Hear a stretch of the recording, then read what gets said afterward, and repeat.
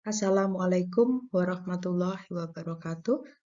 Teman-teman, kita berjumpa kembali pada mata kuliah analisis instrumental.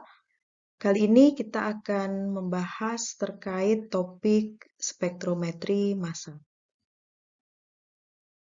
Ada beberapa hal yang harus kita perhatikan pada saat kita akan melakukan analisis dengan metode spektrometri massa. Di antaranya yang pertama adalah pada metode spektrometri massa atau yang kita biasa singkat dengan MS begitu, dia tidak melibatkan interaksi antara radiasi elektromagnetik dengan materi. Kemudian, eh, sampel yang dianalisis dengan metode spektrometri massa ini tidak dapat diperoleh kembali karena metode analisisnya bersifat destruktif. Kemudian yang ketiga adalah supaya dapat dianalisis dengan spektrometri massa, maka molekul dalam sampel itu harus dalam bentuk terionisasi.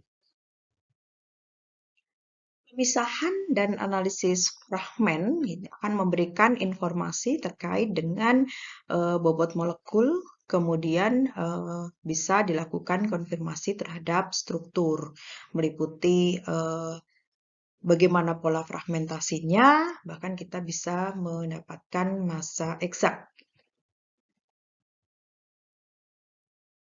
Oke, baik, ini adalah contoh massa eksak dari beberapa isotop ya. Kita lihat ada elemen hidrogen atau hidrogen begitu dengan isotop H1 dan H2.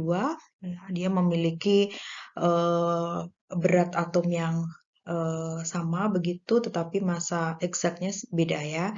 Untuk isotop H1 massa eksaknya adalah 1,00783 dan isotop H2 adalah 2,01410. Untuk karbon, karbon memiliki dua isotop yaitu isotop C12 dan C13 gitu ya, dengan nomor atom adalah 12. Massa eksaknya untuk yang isotop C12 itu adalah 12. Sedangkan yang 13 13,00336. Ada beberapa istilah yang nanti akan banyak kita temui pada saat kita berbicara terkait dengan spektrometri massa. Apa saja istilah tersebut? Yang paling banyak muncul adalah nanti ada ion molekuler atau molecular ion atau parent ion atau disebut sebagai ion induk. Dilambangkan dengan huruf M kapital atau M besar bermuatan positif atau kation. Jadi ion molekuler itu adalah suatu molekul yang mengalami kehilangan satu elektron sehingga dia bermuatan positif, dan pada spektrum massa dia nanti akan muncul pada M per Z yang paling besar ya. Kemudian ada ion fragmen. Ion fragmen ini adalah ion yang terbentuk dari fragmentasi ya, dari molekul atau ion molekuler. Dilambangkan dengan huruf M kecil bermuatan positif atau kation. Kemudian nanti akan ada istilah base peak atau puncak dasar. Jadi dia puncak atau garis begitu yang memiliki kelimpahan relatif yang tinggi yaitu 100%. Biasanya dia itu adalah ion fragmen yang banyak terbentuk dan dia adalah ion yang paling stabil ya. Artinya dia tidak mengalami dekomposisi yang cukup besar. Kemudian ada istilah radikal. Radikal itu adalah atom ya, atau gabungan atom yang dia mengandung satu ya, satu atau elektron yang tidak berpasangan. Kemudian ada radikal kation. Radikal kation itu adalah radikal yang bermuatan positif. Seperti itu. Misalnya ini adalah M plus begitu, maka kalau radikal kation ya M plus radikal. Begitu ya, jadi itu adalah beberapa istilah yang nanti akan banyak kita temui di dalam maspek ya. Ada juga istilah yang lain ya, seperti fragmentasi, ya, pembentukan fragmen-fragmen ya, dari molekul dan ion molekuler. Ini adalah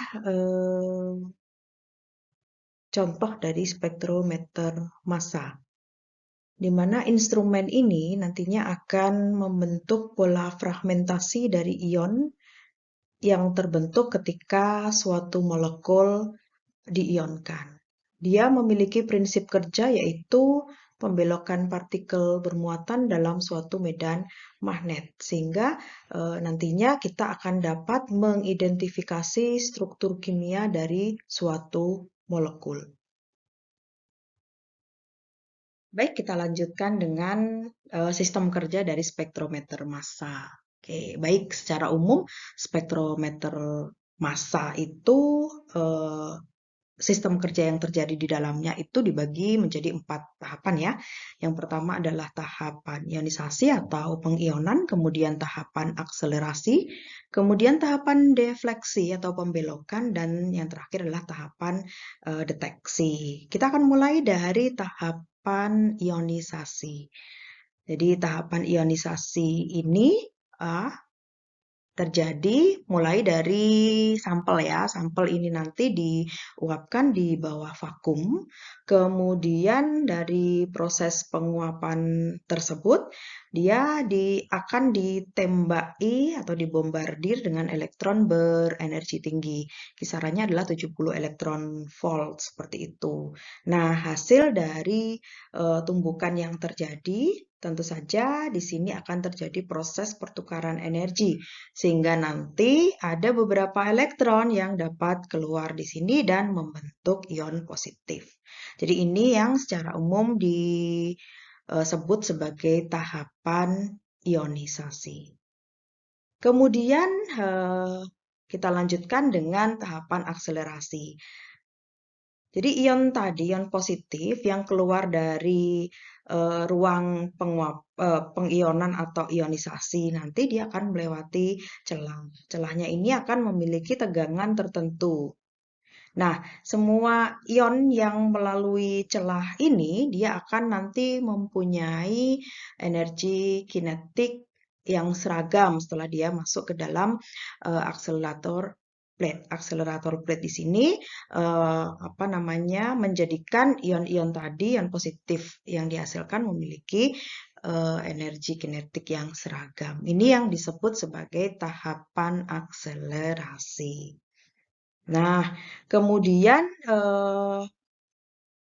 selanjutnya adalah masuk ke dalam tahapan defleksi. Tahapan defleksi di sini kita mulai dari ion positif tadi, dia masuk ke dalam suatu medan magnet, di mana jumlah medan magnet yang digunakan nanti ini akan tergantung pada massa ion. Jadi ada dua kemungkinan yang terjadi di sini ya, jenis defleksi atau pembelokannya, di mana ion yang dia terlalu ringan begini, dia akan mengalami pembelokan yang lebih besar dibandingkan dengan ion yang berat. Ya, ion yang berat di sini dia akan mengalami pembelokan yang kecil atau sedikit. Ya, jadi tergantung pada berat dari ion. Nah, di dalam kekuatan medan magnet yang sudah diberikan ini nanti hanya ion positif dan ion radikal positif yang nanti akan difokuskan masuk ke detektor. Nah, sedangkan ion yang lain itu seperti ion radikal, netral begitu, dia nanti akan dibelokkan ke dinding tabung. Jadi yang masuk ke detektor adalah ion-ion yang positif atau ion radikal positif, begitu. Kemudian ion yang dia memiliki M per Z-nya dia lebih besar, dia nanti akan mencapai detektor itu lebih dahulu daripada ion yang memiliki M per Z yang lebih kecil. Nah, ini yang dikatakan atau kita sebut sebagai tahapan deteksi seperti itu. Ya, nah sinyal-sinyal yang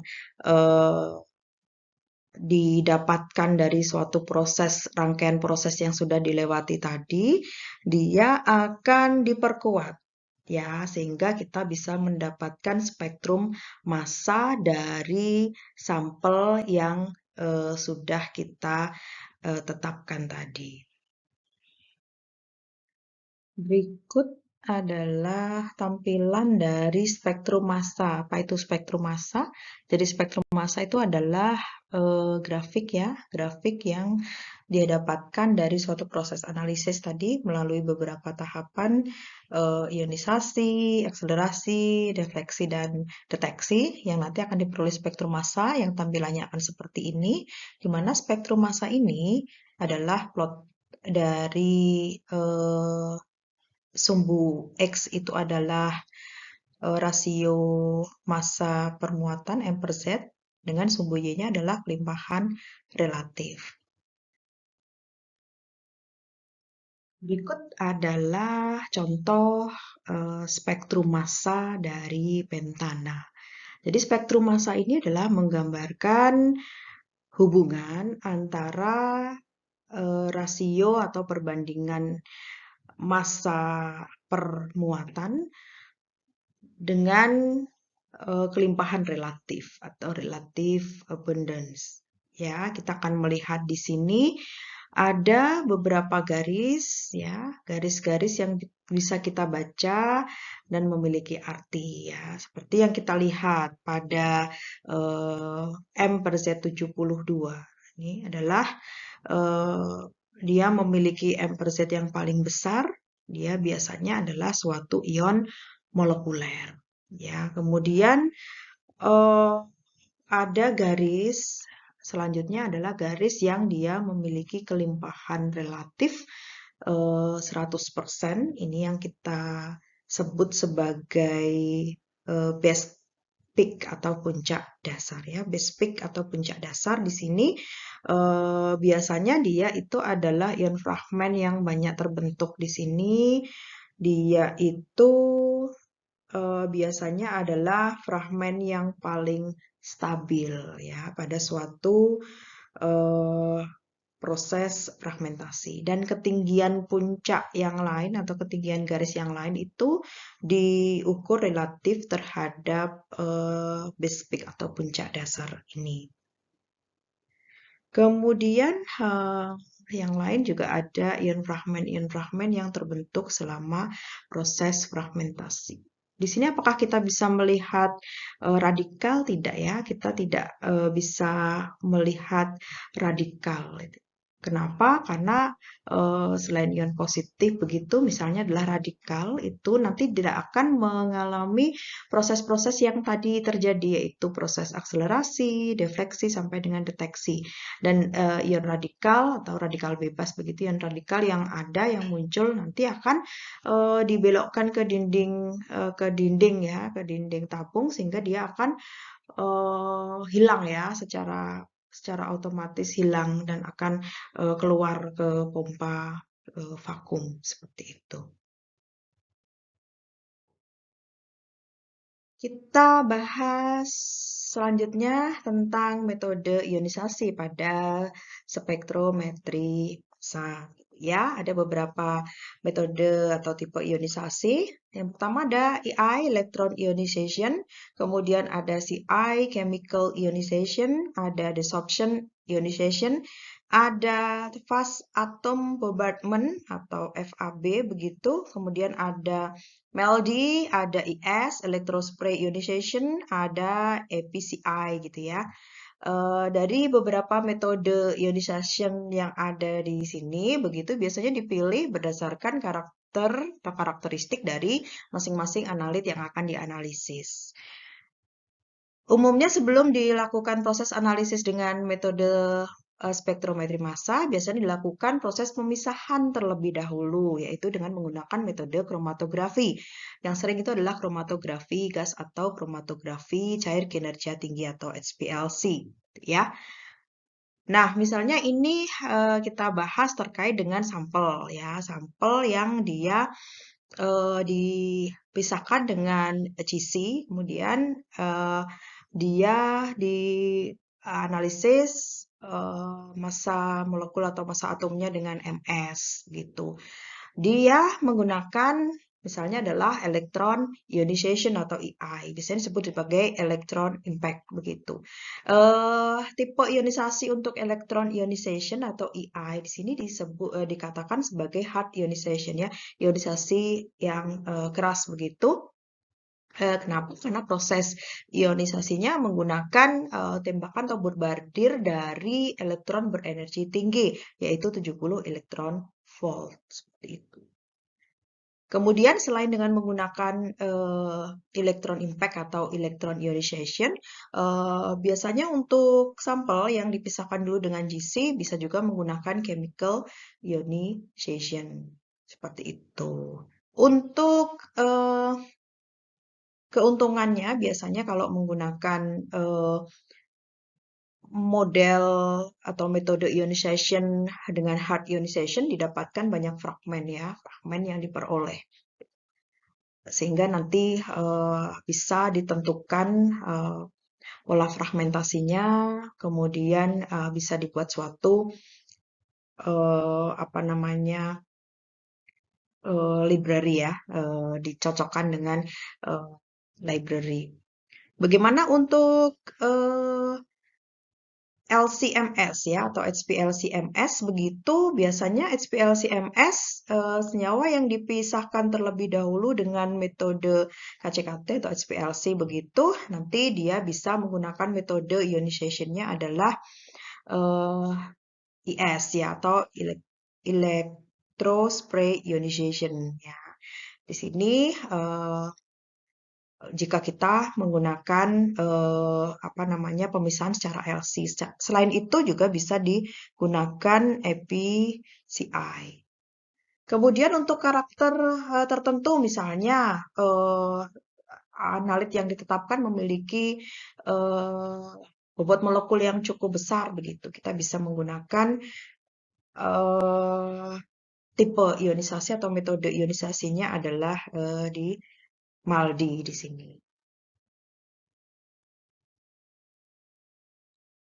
Berikut adalah spektrum massa yang diperoleh dengan dua metode ionisasi yang berbeda dari amfetamin.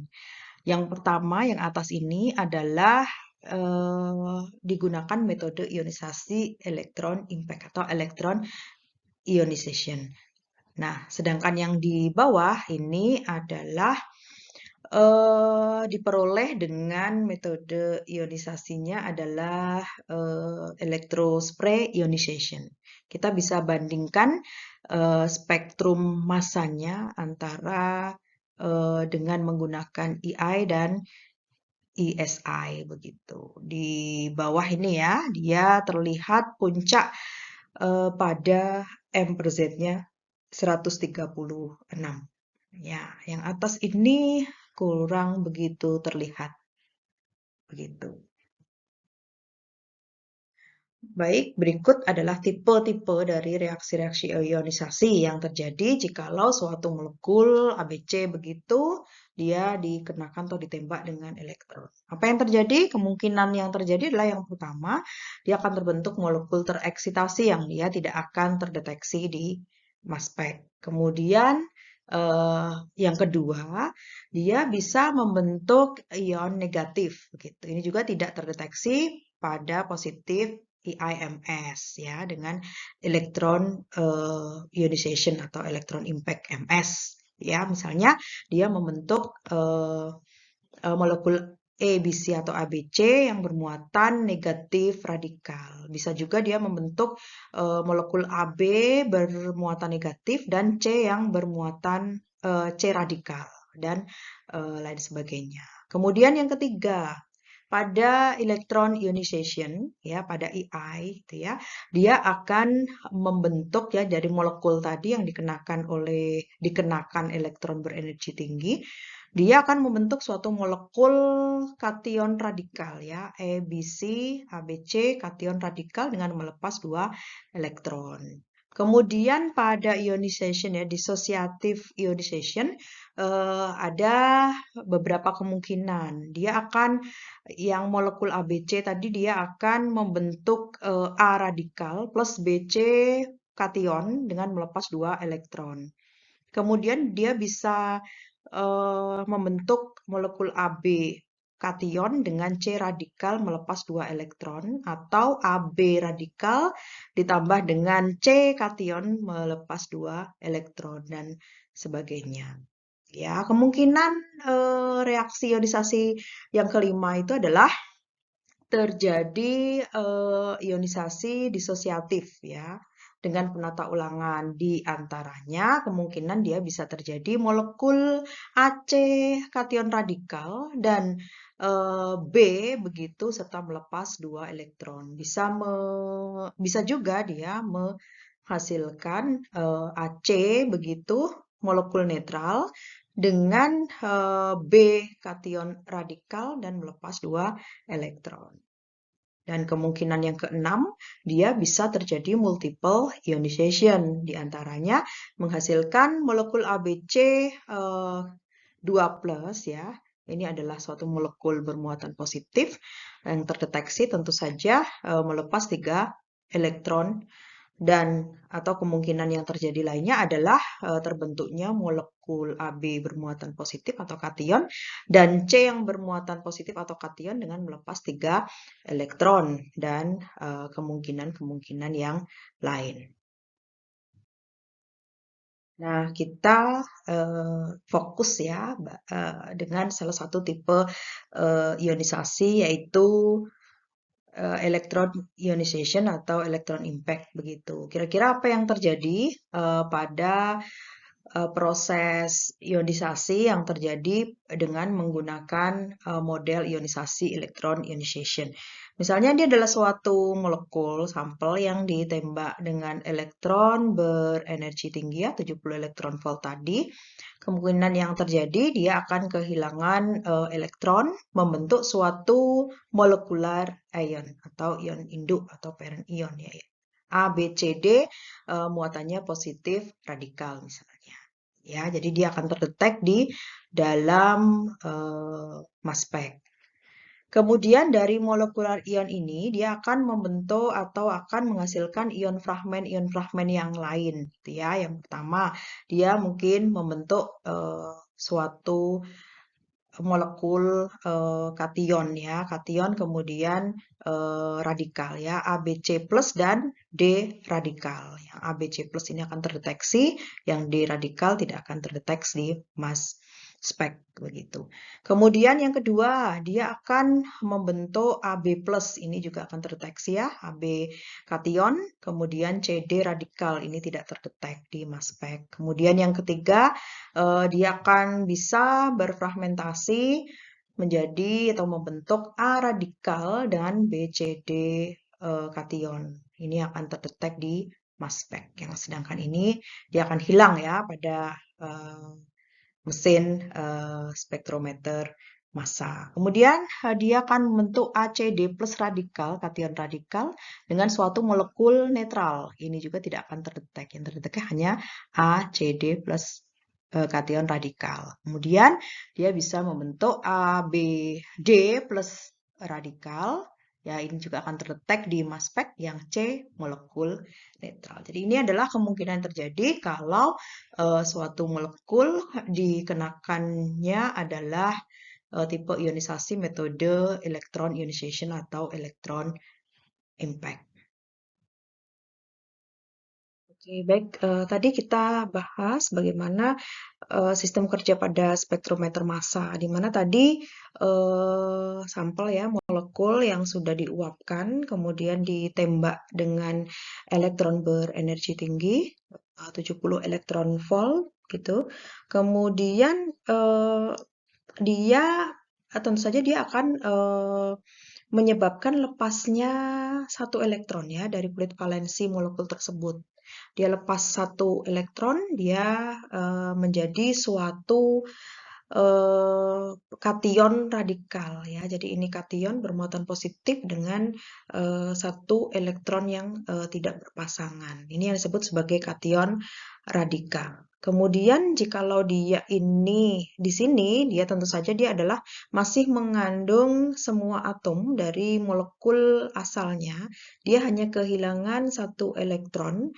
Nah, dia disebut sebagai ion molekuler atau tadi disebut sebagai ion induk atau parent ion. Gitu. Contohnya adalah yang di bawah ini ya. Jadi suatu pentana ditembak atau dibombardir dengan 70 elektron volt ya, elektron dengan energi yang tinggi, begitu dia akan melepaskan satu elektron dengan membentuk suatu kation radikal yang kita kenal tadi sebagai ion molekuler dengan nilai M per Z-nya adalah 72. Kita lanjutkan, berikut adalah pola fragmentasi ya, contohnya pada molekul etana ya. Etana, molekul etana yang ditembak dengan elektron berenergi tinggi 70 elektron volt misalnya, dia akan bisa menghasilkan di spektrum masanya dia akan menunjukkan garis pada M per Z 30 ya. Di sana dia terbentuk suatu ion molekul ya dengan bermuatan positif radikal. Ya, dia akan terdeteksi atau terbaca oleh alat. Kemudian yang berikutnya, dia akan membentuk garis pada M per Z 29, artinya dia bermuatan positif dengan melepas satu H radikal. Ini juga akan terdeteksi di dalam alat ya. Kemudian yang berikutnya, mungkin dia akan muncul garis. Misalnya pada M per Z 15, apa itu? Nah, ini adalah CH3 yang bermuatan positif. Dan CH3 radikal, ya, di mana dia, yang CH3 radikal ini, dia tidak terdeteksi oleh MS. Jadi kemungkinan yang muncul garisnya adalah 30, 29, kemudian ada 15. Kemudian ini ada beberapa ion-ion fragmen yang umumnya muncul di dalam spektrum massa. Misalnya dia muncul ion fragmen garis pada M per Z 14 misalnya. Dia adalah CH2. Tentu saja yang muncul di sini adalah yang bermuatan positif atau kation atau radikal positif atau kation radikal seperti itu. Misalnya di 19 itu kemungkinan ada F dan ada H3O. Ini bermuatan positif. Misalnya 29. Oh, 29 misalnya dia kemungkinan munculnya adalah C2H5 positif ya atau CHO ya positif atau kation seperti itu. Jadi ion-ion fragmen yang muncul di sini adalah dia yang bermuatan positif atau radikal positif. Kemudian ada beberapa fragmen atau ion fragmen yang tidak akan terbaca di dalam spektrum massa ya. Dia tidak terlihat di spektrum massa. Ini yang dikatakan sebagai fragmen yang lepas atau fragmen loss gitu. Contohnya adalah dia yang tidak bermuatan positif atau positif radikal. Gitu ya. Misalnya yang hilang, misalnya kita mendapatkan pola fragmentasi di mana fragmen yang lepas itu adalah 15. Nah, 15 tadi adalah kalau dia merupakan ion fragmen yang muncul, dia CH3 positif atau CH3 positif radikal. Sedangkan kalau dia tidak muncul di dalam spektrum massa sebagai garis begitu, maka dia adalah CH3 yang tidak bermuatan atau CH3 radikal seperti itu. Begitupun untuk yang 29. Kalau yang 29 tadi kita yang muncul di dalam spektrum massa itu adalah etil ya, CH3, CH2 yang bermuatan positif. Sedangkan di fragmen loss atau fragmen yang lepas atau fragmen yang hilang yang tidak akan terlihat di dalam spektrum massa itu adalah CH3, CH2 radikal. Begitu ya.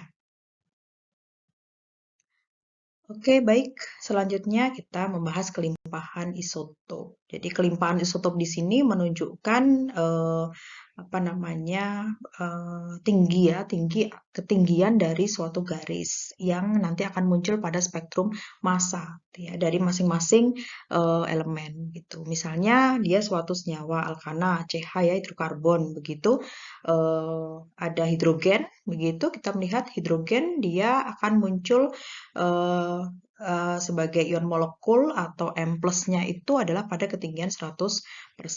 Misalnya dia adalah ada unsur atau ada elemen karbon di dalamnya. Karbon itu ada isotop C12 dan C13 begitu. Jadi perbandingannya demikian. Jika dia muncul sebagai ion molekul, dia akan muncul pada ketinggian 98,9%.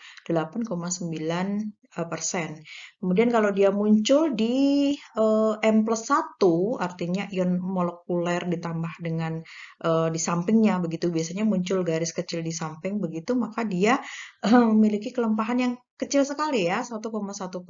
Begitupun misalnya dia adalah oksigen atau O begitu. O sebagai isotop O16 dia akan muncul kisaran 99,8%.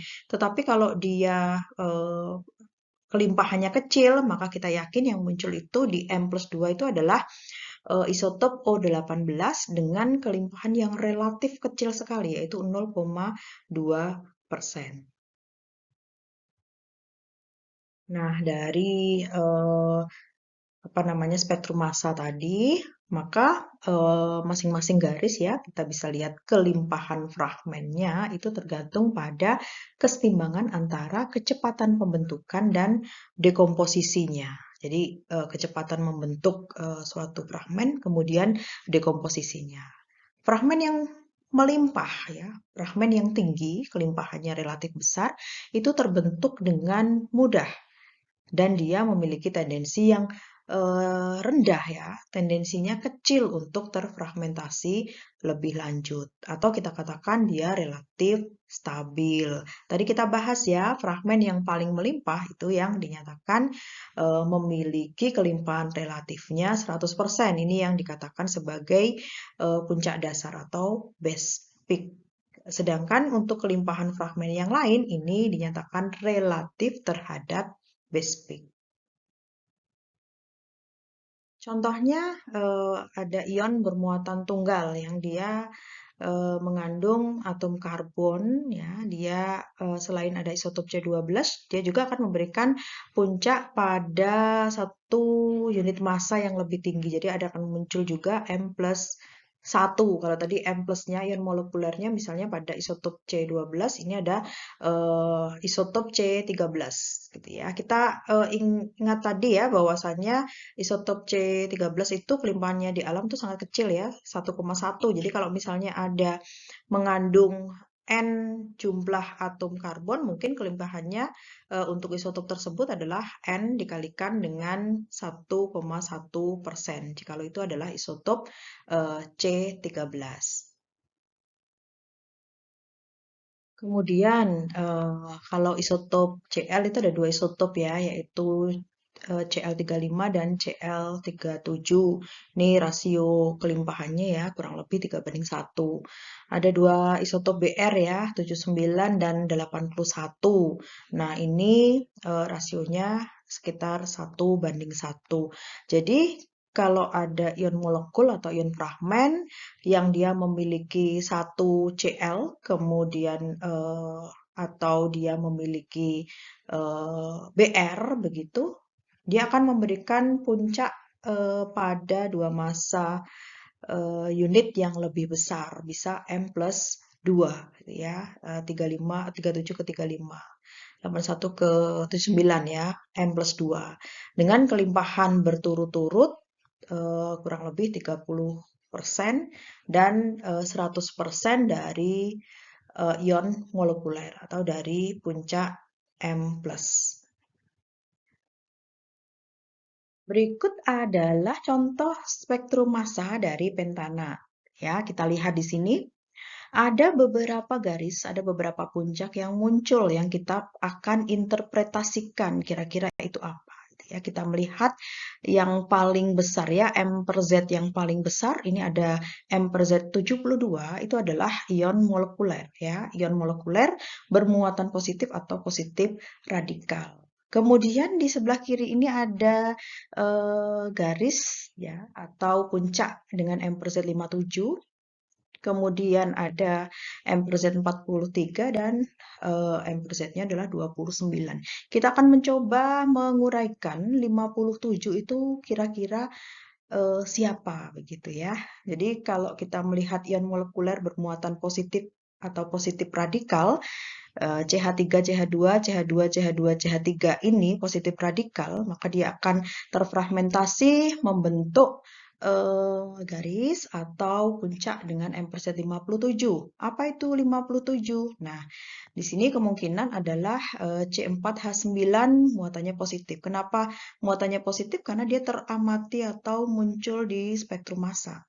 Ya, jadi yang muncul di spektrum massa dia bermuatan positif atau radikal kation begitu. Bisa kation atau radikal kation.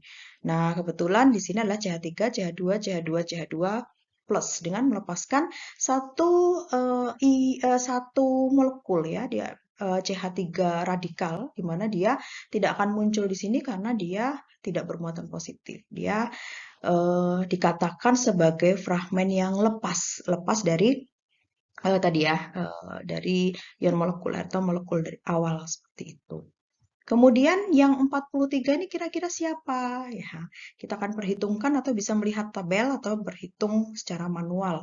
Kira-kira 43 itu punyanya CH3, CH2, CH2 yang bermuatan tentu saja adalah kation atau kation radikal dengan melepaskan molekul CH2 CH3 yang dia adalah molekul radikal yang dia pasti tidak akan teramati di spektrum massa. Dia dikatakan sebagai fragmen yang lepas. Ya, jadi tadi yang 43 itu adalah kepunyaan C3H7. Muatannya positif atau kation. Kemudian 29 kita lihat di tabel untuk membantu kita ya memprediksikan 29 kira-kira apa ya. 29 itu C-nya 2 hanya 5 ya. C2 itu 2 kali 12 itu adalah 24 ditambah 5 29 ya dengan bermuatan positif atau kation seperti itu dan dia melepaskan suatu molekul C2 C2 CH CH2 CH2 CH3 yang dia tidak bermuatan positif sehingga dia dikatakan sebagai fragmen yang lepas. Begitu perkiraan untuk interpretasi dari spektrum massa pentana. Baik, demikian teman-teman sedikit penjelasan dari saya terkait dengan spektrometri massa. Semoga apa yang saya sampaikan tadi bermanfaat. Terima kasih. Saya akhiri. Wassalamualaikum warahmatullahi wabarakatuh.